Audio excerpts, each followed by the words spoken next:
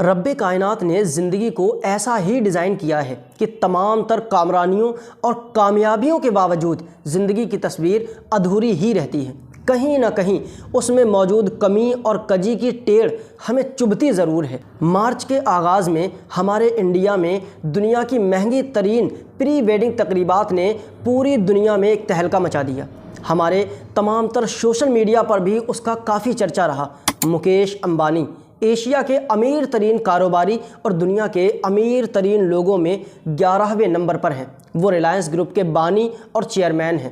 اس تقریب میں مہمانوں کو 2500 ڈشز ناشتے، دوپہر کے کھانے، شام کی چائے اور ڈنر کے طور پر پیش کی گئیں۔ فلم انڈسٹری کے تمام تر سپر اسٹار تقریب میں ناچتے ہوئے دکھائی دیے۔ دنیا بھر سے نامور گلیمرس شخصیات کی موجودگی کی چکا چوند کے باوجود اس تقریب کا مرکز نگاہ دولہا اننت امبانی تھے۔ تقریب کے دولہا اننت امبانی اس وجہ سے بھی خبروں کا موضوع رہے کہ وہ ایک خطرناک بیماری کا شکار ہیں جس میں وزن بے تحاشا بڑھ جاتا ہے۔ اننت امبانی کو شدید قسم کا دمے کا مرض لاحق ہے جس کا علاج عام دواؤں سے ممکن نہیں ہے، سو علاج کے لیے انہیں اسٹیرائڈز دیے جاتے رہے ہیں۔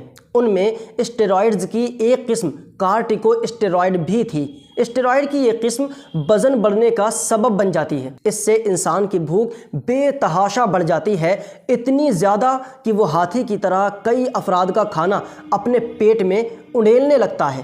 اسے قدرت کی ستم ظریفی کہیے کہ کھربوں ڈالر کے اثاثوں کے مالک مکیش امبانی کا لاڈلا اور چھوٹا بیٹا ایک ایسی بیماری کا شکار ہے جس کے علاج کے لیے اسٹیرائڈز کی تباہی کے سوا اور کوئی راستہ نہیں۔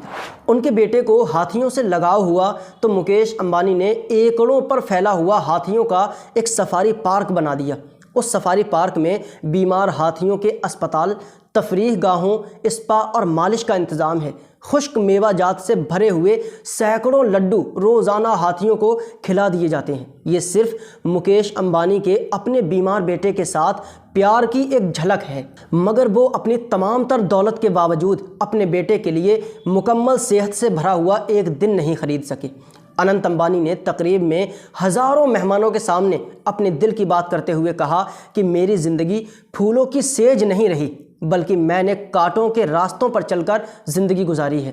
ان کا اشارہ اپنی خوفناک بیماری کی طرف تھا۔ انہوں نے کہا کہ میں بچپن ہی سے ایک ایسی بیماری کا شکار تھا جس میں میرے والدین نے میرا بہت ساتھ دیا۔ جب اننت امبانی یہ باتیں کر رہا تھا تو اس وقت کیمرے نے ایشیا کے سب سے امیر ترین شخص مکیش امبانی کے چہرے کو زوم کیا۔ اس کے گہرے سانولے رنگ میں ڈوبے خد و خال تکلیف سے پگھل رہے تھے اور آنکھوں سے آنسو روا تھے، تکلیف اور بے بسی کے آنسو کہ وہ خربوں ڈالر کے اثاثوں کے باوجود اپنے بیٹے کے لیے مکمل صحت سے بھرا ہوا ایک دن نہیں خرید سکا۔ اللہ تعالیٰ نے دنیا ایسی ہی بنائی ہے کہ تصویر ہمیشہ ادھوری رہتی ہے۔ اسی ادھورے پن میں ہمیں اس ذات کا عکس دکھائی دیتا ہے جو مکمل ہے۔ سو آئیں مکیش امبانی کی دولت پر رشک کرنے کی بجائے اپنی زندگی کے ادھوری تصویر پر اپنے اللہ تعالیٰ اپنے پروردگار کا شکر ادا کریں۔ جہاں ہیں جیسے ہیں خوش رہیں، خوشیاں بانٹیں اور اللہ تعالیٰ کا شکر ادا کریں۔